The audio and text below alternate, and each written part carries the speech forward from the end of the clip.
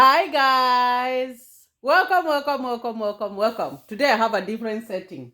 This is my study area. That's why you see all the sticky notes everywhere. But forget about that. So this is Charities Bubble USA, your number one channel. I am here, guys, and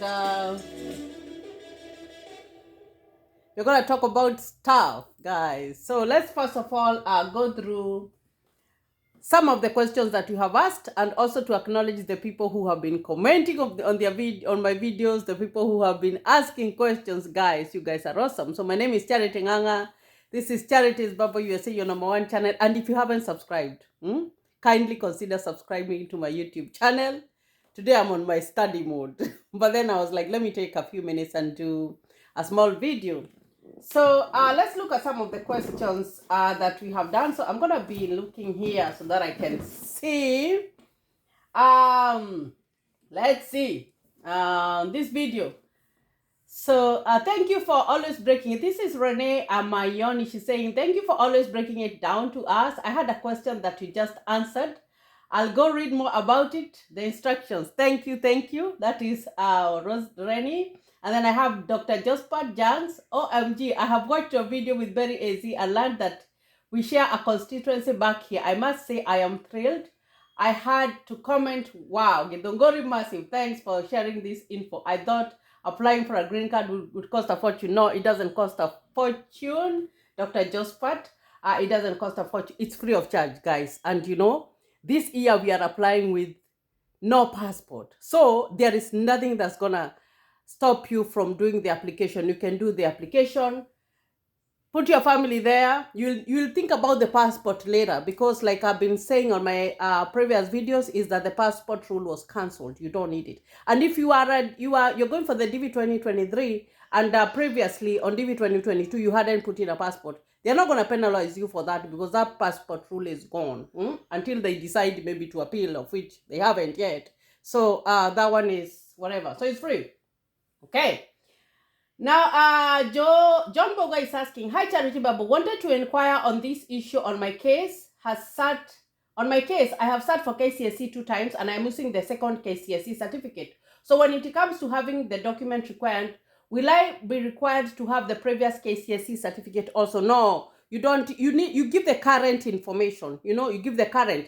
And if you had done so well on the second one, use the second one. It doesn't matter. As long as, normally what happens is that when you win the DV lottery and they want your education information, they tell you to, you have to consult the board, that organization where the exams are. And then they have to send a verification to the embassy to show that you did the exam. So even if you present the certificate, you'll have to have a verification from the body, whatever that I know you understand what I mean. Like Mutihani House, we used to call it Mutihani House. I don't know if it's the same name. And for people who are in other countries, it's where like the base, like the headquarters of education. They have to send a verification for you to the embassy so that they can know that that's a real document. Nowadays, technology is so everywhere, and you find that everything comes with an advantage and a disadvantage. So you find that because of all this technology stuff, there is fraud. And they want to know like that certificate that you're presenting there is authentic. That's why they need a verification from the headquarters of education that that's a true, you're the real person who did the test, and those are your results. So that's very, very important. Now, Comes Nation Airways is saying, great information. Thanks, Babo. God bless you. Priscilla Gesare is saying, wow, I just came across this channel today and I have learned a lot of information. Thanks, Charity. So welcome, Priscilla. Doko Yoyola Fury is saying, you two are an awesome presenter. God bless you and protect you. Thank you for that. Christine is saying, thank you, Charity. Wekesa Charles is saying, thanks for the good information. Kindly share the website to find information about the requirements and other relevant information. And I think I replied that. That one is travel.state.gov. It's a public website that you go, you read the information, and you get so much from that website. So then Davjo is saying, today I'm the first one. Let me enjoy and learn as I wait for October. Nice job, Charity. Thank you for that. Ahmed Isa Abdul is saying, Madam Charity, God bless you. We're definitely going to apply this October, God willing. I am Ahmed from Accra, Ghana. Thank you for that. And I also want to talk about another person who had texted me. They had inboxed me and told me that the people from Ghana do not need the affidavit of support.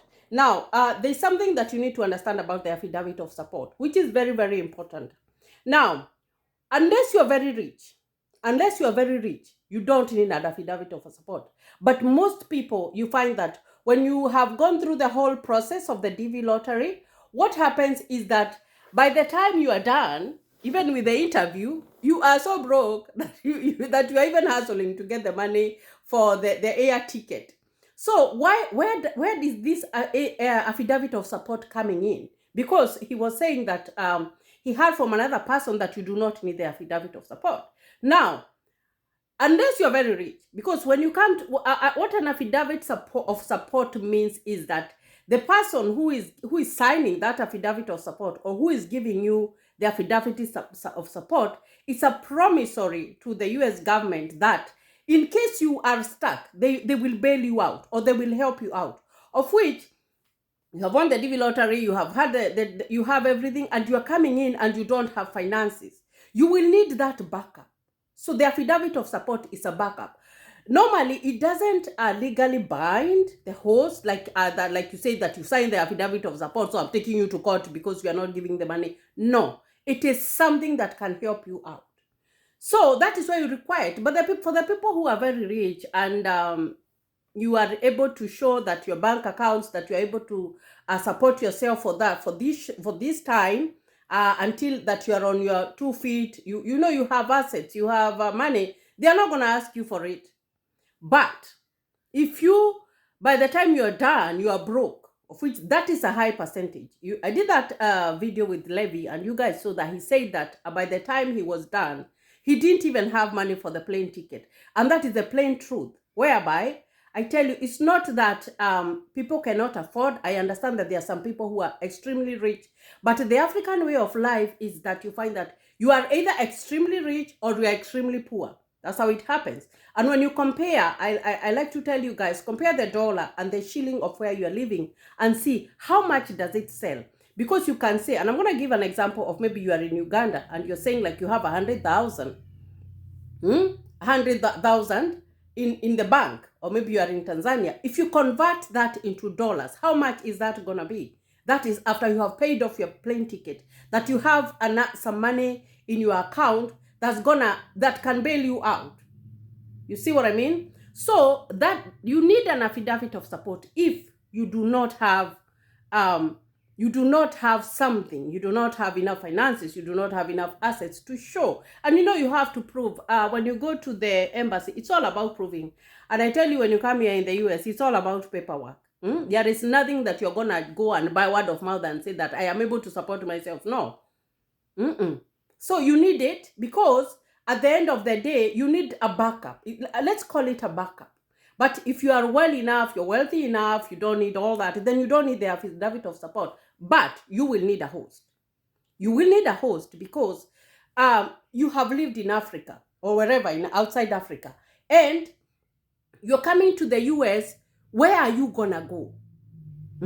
Where, if you don't have relatives, where will you go? And even if you have a relatives, you need their address to know where are they living. It's like, and I'm gonna give you a simple example because I like to do examples. If you look at my whatever, at my my study area, I have so many sticky notes that I write there because I try to relate, because I remember what I wrote especially when I'm going for an exam.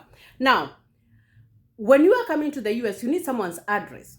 That's your host, so that you can know that when you come from wherever you're coming, you will go to Kansas. When you're coming from where you're coming, you'll go to Seattle.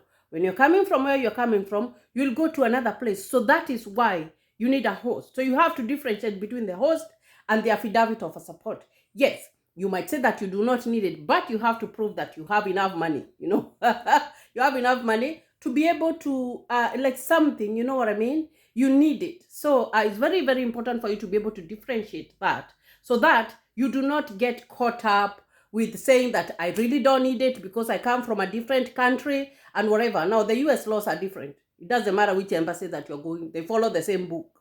So even if it's an embassy in Ghana, it's an embassy in Nairobi, it's an embassy in Tanzania or whatever, you find that they operate with the same book. Although, like I said, the cases are individualized. So if you're showing them that this is what I have, I am able to support myself until I get on my 2 feet, then well and good. You don't need the I-34, but you need the host. You will always need the host because you need someone to guide you. When you come to the US, you cannot just come in and they don't know where you're going. They will ask you, which state are you going? So you have to give them that address, you see, because you can't just land and you don't have anywhere to go. You have had those stories whereby people have come in and they had hosts and the hosts have abandoned them and they are stuck in the airport. Why are you stuck in the airport? Because you don't know where to go. When you reach the airport, you find that when you go, let's say you go to our airport here, when you're coming in, someone is waiting for you. Even when my husband goes to Kenya, when he's coming in, I have to wait for him at the airport so that we can come home. You know, you need that person who is gonna get you from the airport and show you where to go. So it's very, very important for you, like, to go to the website and read the information. Because when you win the DV lottery, they will give you instructions of what to take. So when you get those instructions, read them and make sure that you take everything that they need. Because if you say that I am not going to take this, I am going to go and tell them that I have this amount of money, that's not going to work, guys. It doesn't work. And that's why I tell you, after you watch these videos or after you do whatever you do, please go to travel.state.gov and just read and know the information. So very, very important thing. Okay, let's see. SK Nganga Wanjiko is saying that thanks for the information. Alice Mbogo is saying, thank you for the information. This October, I must try my luck. Can I use a passport photo I used last year? No, they want you to use a passport photo that is less than 6 months. So if it's less than, it's not older than 6 months. So if you use the one for last year, so don't use it because they need a newer one because they want to see how you look, because you know people change. You know, as years are passing by, people change, you know. The way I was right when I was 20 years old is not the way I look right now. So, so it's very, very important. They want a current photo because they want to know that it's the real you. And I did that video about the photo requirements. Go watch that, and that's going to be really, really helpful. Now, is there an age limit? Jen Wawera, 18 and above. But you can still apply for a DV lottery when you're 17 if you know that by May, when they are announcing that you will be 18, you can apply. So when you are in high school and you are 17 years old, you can do the application, because if you are turning the next year, by the time the application is, you check, or by the time you are doing all that processing, you will be 18, you'll be good to go. And for the families, remember, 21 and below, you can include them in your application, and they can also do their separate application. It increases the chance of their winning. Okay. Christine Nganga is giving love emojis. Hello, Charity. I love you, Kenyan girls. Thanks for the good show and loving for us. That is Nanduga Harriet. Mother Karanja is saying thank you. Please, what is the name of the website? It's travel.state.gov. Like I said, I'm reading from my computer. That's why I'm I'm taking my face away from you guys, but I'm here. Okay. Dr. Josephat Jax is saying So Victoria Wanjiko is saying, no, we don't need a passport this coming October. No, you don't. You do not need a passport this coming October. Hello, Charity. Please, would you recommend I use travel.state.gov photo tool to crop my picture to get the right size details? Yes, use that one. It's really gonna be helpful when you go and use that one, because it gives you the instructions and it tells you what to do exactly. Okay. Let's see. Let me look at another video. I'm acknowledging my 2 last videos that were there. Let's see. This one. So let's see here. Hello, thanks for your information and knowledge. This is Mweni Kyoko, and was asking, what if someone didn't do the KCSC, neither does he or she have the next certificate? Is it possible for him or her to apply for the DV lottery? Now, this one is a yes or a no. Now, their qualifications, they need you to have certificate, the KCSE certificate. They need you to have it. But let's assume that you didn't go to high school, but you were lucky enough to get married to a person who went to high school. They can apply as a primary applicant and put you there, because you find that if you didn't go to high school, then you need to give 2 years job experience with a certain they have a certain qualification for the job experience, and I'm gonna do a video about that, so that you guys can know like what courses. And most of those courses, when I've done I had done that one last year, and maybe I can target here, or maybe I can do another one, it doesn't matter. You find that some of them, they require degree courses. But there's one that I saw that was very, like, I was kind of amazed, because the interior design, that one qualifies.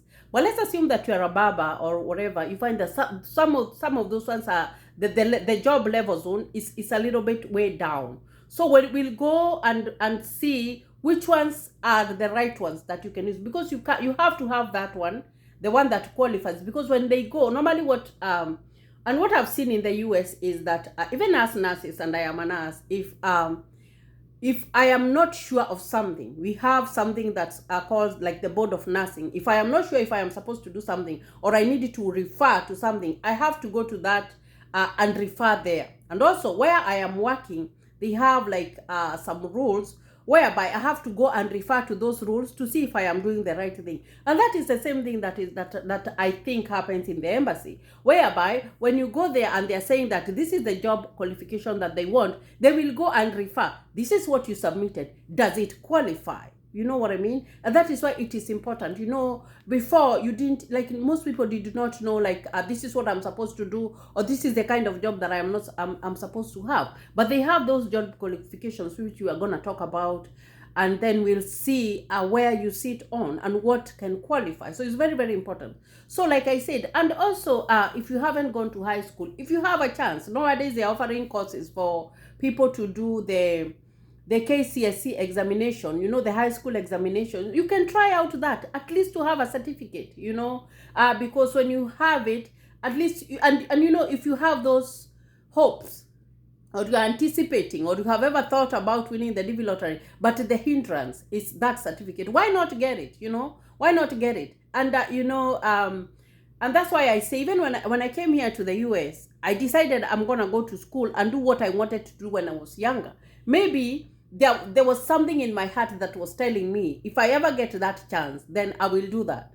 So if you want to apply for the DV lottery, but that's your hindrance, then why not do that one and have it, so that you don't have to rely on another person. But like I said, you can apply with a job qualification, and at the same time, you can have your spouse do the application and you'll be the second applicant. So that one can work. So it still gives you more options. It doesn't kick you out like automatically. But when you are applying by yourself and you didn't reach high school, you will require to show proof of that job experience. So think about it and see what you can do. Now, Pam Cassie is asking me, hi Charity, is baby daddy supposed to write a consent letter and sign it? Or is it to be done by the lawyer in his presence? Now, what they normally want is they want the baby daddy to give you consent, to say that this is my child. I have had a child with this person, whether you are married or not, but I have given consent, or I have allowed my child to travel to the US. I don't have a problem with them. That's what you need. And you need maybe a copy of their document, whatever, ID, passport, whatever. You need something to show. See what I mean? If you go with those ones, you'll be good to go. But let's assume that you don't know the whereabouts of that guy. He abandoned you, there are some people who just abandon you and they don't remember that they had kids. Some of them will deny you outright when you are pregnant. Some stories about exes, some of them are so bad that you don't even want to remember. But now this is a situation where that person who did you bad, they are coming in the picture. And some of us don't like those stories, but they have to be talked about, because it can be asked for. You have shown up to the embassy and they want to know, does the dad allow you to take this child, or are you abducting, kidnapping the child and taking them to the US? those things can come up, but like I said before, it is individualized. You can either be asked or you are not asked. So you need something. So for me, I said for myself, let's assume that I had a child with someone and that person has never shown up in the life of that child. I will move rocks to get something that will say that I am the sole guardian of my child, that man was nowhere to be seen. So I cannot go and show up in the embassy and say by word of mouth they're not going to believe me. So what else can help me? What else can help me is something that's legally, an affidavit, something from the court that says that this person has never been there in my child's life. You know what I mean? Because and that would really help you, because what they need is something that is authentic. Because what if, and I look at this scenario, what if you went and said, oh, the man has not been there or whatever, and then 3 days later the man showed up in the embassy and they said my child was abducted. They don't want those stories. Those stories happen here in the US whereby you are not very good friends with the parent, but here I think co-parenting it works a little bit better, although some of them are so nasty that you don't even want to listen, whereby the dad is given a chance and the mom is given a chance, but there is some point whereby they look at the income and they are like, this man is more able than the woman, or this woman is more able than the man, whereby you can be granted custody depending on that, or maybe this man is a drug addict, or they have a bad history, but this other parent doesn't have a bad history. So they can give they look at so many options. That happens.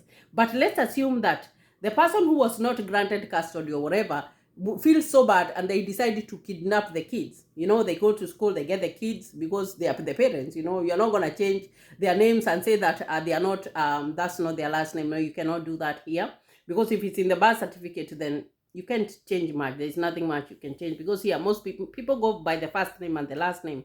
So if he shows up in school and he gets the kids and he goes with them, then, and you go and you don't find them, that's something like it's an alert, like it's an alert, like you find messages on your phone, even on the TV, that's a number alert that this so and so has kidnapped this the child abduction, the child has been kidnapped, and it's by the parent, you see. So that's how, like, I'm trying to show you like the reality of what they're thinking about when you show up in the embassy and you have a child and you don't have anything that shows that that's your sole child. You see what I mean? So it's serious. It's a serious thing. So you have to think about it. So for me, that's what I would do.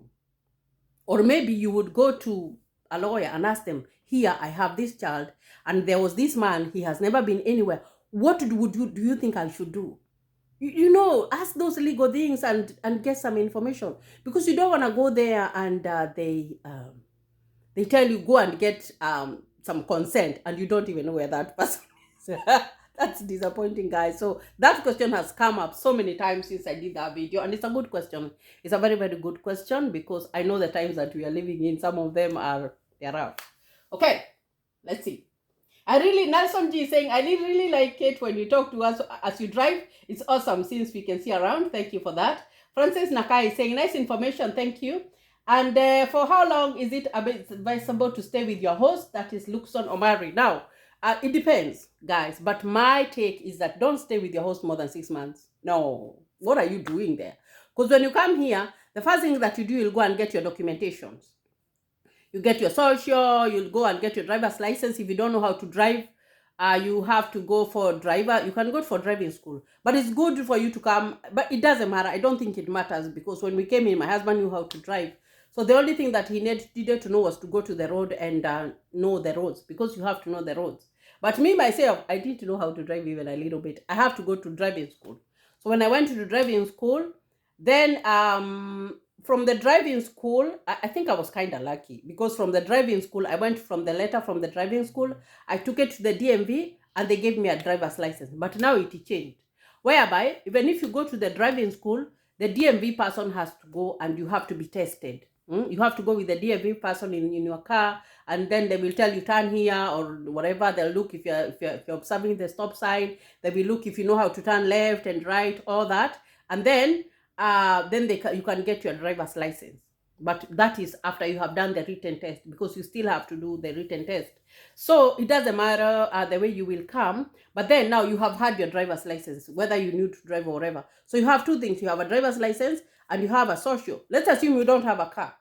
because the possibilities is like you will not be able to buy a car like the first month or the second month. You might not be able to do that. But there's a job nearby whereby you can walk and go and work. You know, there's this girl that I used to know that came from Kenya. She didn't have a car. What she did, she went and looked for a job next to an apartment, and then she looked for a job next to the apartment. So what she would do was just walk from her apartment and go to work. Nobody is going to ask you. This is US. Nobody cares. As long as you're not committing a crime, nobody is going to ask you. You have to start somewhere. So the first thing as we did, we thought about having a house. An apartment was more important. So you can move out and look for a job nearby whereby you can be walking before you make money to buy a car, because you will still need, even if you're living nearby the workplace, you will still need a car, especially in winter, because when it is winter, it's very, very cold. And sometimes you cannot even walk outside. You know, you can't walk out because it's extremely cold. I'm going to do videos when it's winter time, and you guys are going to see like it's so cold, guys. So you will eventually need a car. But for me, I would say less than 6 months, get out of your host house, or 3 months, get out. Why are you getting out? Because the more you stay, the more the more you stay, the more you are stepping on each other, the more I don't know, there's something about and I don't know if people like my family members, they say that our family members, they say that we are too independent. We are not too independent. What we don't like is like we always feel like we're stepping on people if we are on them. So what we do is like we like to be on our own and do our own thing. So be like that. Because the more you stay together, you're staying in the same house, it's a 2-bedroom house, and you have your family and that person has a family, there will always be conflict, guys. Something is going to happen. No matter how good a person is, there's always those faults that you'll keep on seeing. And you do not want to leave your host house when you're not talking to each other. People leave their host house and they're not talking to each other. You don't want to do that. So come with the mindset that the most I'm gonna stay there is 3 months to 6 months, and that's it, I am out. And it is workable, because when you get your job, 2 weeks, you get your first salary. You get your first wages. It's called wages. And then another 2 weeks, you get your other wages. So you're still living with your host, and your host is kind enough. He's providing food. He's providing he's not even telling you to pay the bills because you're very new. So that money that you have earned in that month, why not look for an apartment? You will get an apartment like $500 if you come to a state that is very cheap. Or maybe you can even make even if you're going to an expensive state whereby an apartment costs $1,000, their payments are different. So you still make that money maybe in a month or in a month and a half. Move out. Buy air mattresses, because when you go into a house, there will be a stove. Look at that video that I did for a finished house. There will be a stove. There will be a fridge in that house, and there will be a dishwasher. That's all you need. Look for an air mattress, or maybe buy mattresses in there is second-hand places that you can buy if you're not able to buy a new one. And even when you go to buy a new one, you ask your host, is there a place where there is a sale that I can go and buy a mattress? Go buy it, start low. And then you can even put it on the floor. Nobody is going to ask you, guys, but you want that independence, and then start from there. But if you wait until you will buy all the furnishing of the house, you'll buy all the seats and all that, you will never move out. And then wait, if it's when it's summertime, most people come through summertime, or whatever time that you come. Summertime will still come. There's something called a garage sale, whereby people open their garage, they sell stuff, and it's good stuff. Go there, buy stuff, and you're starting. And then eventually, after the years go by, then you will be able to get rid of those old ones, and you will buy good things that you have desired. That's how you do it, guys. But you cannot say that I am going to stay with my host until I buy sofas, I buy big TVs. Or no, don't do that. Go with the mindset that you're going to stay with your host for a little bit, and you are going to get out. But that one depends on you. It depends on how hard that you're willing to work, and it depends on how much you want to get out of your host's house, because you don't want to stay with your host forever. Like, believe me, you don't want to stay with your host forever. It can be a good thing for other people, but if you're too independent, then you will not be able to do it. So that's a good question. Okay, please. Robert Anno is asking, please, another question. I have 6 children. Can I apply? Yes. Even if you have 10 children, even if you have 20 children. Actually, they tell you if you have stepchildren, you have adopted children, all of them, put them in that DV lottery. Because failure to list even one of them will make you to be ineligible. So it doesn't matter. Put all your family members and your wife or your husband, put them there. And then Vivian Koech, hi Charity, good to hear this. Roberto Anna is asking, hi sis, good morning. Please, my first child is 18 years old now. Can I add him? Yeah, you can add them. They have to be if they're below 21 years old, add them there. And after you win, even if they're 22, they don't age out. There's a law that protects them, that you'll see process for them even when they are below 21 years old. Okay, and then is it a must you have a passport? No, it's not a must for you to have a passport. Like I said, the passport rule was cancelled. And the last one is Christine Kame is saying, hi Charity. So guys, I really, really do appreciate your feedback, and that's why, you know, I dedicated this video this video for feedback and for reading your questions. And keep on asking those questions. Keep on subscribing to my YouTube channel. We are growing, guys. You know, we are growing. We are almost let me see how let me see how much we are. I'm able to see the subscribers here. Let me go to YouTube Studio. So we are 5,298. 2 people to to 5,300. I know you guys. We are going to be 10,000 soon. We are going to be at 10,000 subscribers. And had it not been for you guys, so I really do appreciate you. Keep on commenting.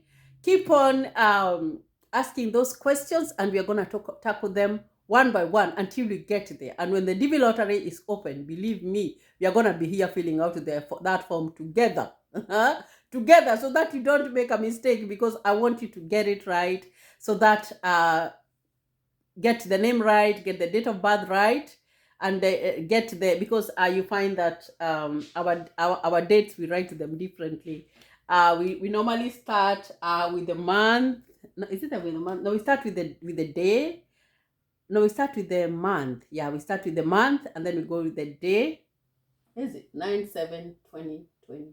Yeah, we start with our month now. Like it's September, so we start 9. Today is the 7/7/22. I know there are others who start with the day, and then they go the month, and then they go the year. As we start differently, so all those things I know you guys need to know. You need to know about the address. There's so many things that you need to know, but we are gonna go step by step until you get it. So thank you for always keeping it real, and thank you for keeping it Charities Baba USA. Thank you, and God bless you.